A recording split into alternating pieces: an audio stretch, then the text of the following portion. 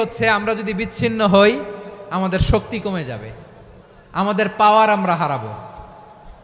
আমাদের কি হারাবো? পাওয়ার। মনে রাখবেন, যখন আমি একা থাকি তখন আমি ব্যক্তি, যখন আমরা সবাই মিলি তখন আমরা শক্তি।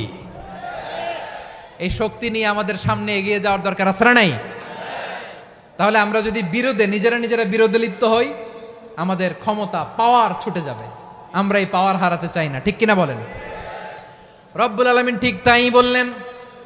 রব্বুল আলামিন বললেন, খবরদার, ওয়াতিউল্লাহ ওয়া রাসূলাহু ওয়া লা তানাযাউ ফাতাফশালু ওয়া তাযহাবা রিহুকুম ওয়াসবিরু ইন্নাল্লাহা মা'আস সাবিরিন। আল্লাহর আনুগত্য করো, নবীর আনুগত্য করো, কিন্তু খবরদার নিজেরা বিরোধে লিপ্ত হয়ো না, নিজেরা মারামারি করো না, তাহলে তোমাদের শক্তি কমায় দিবে কে?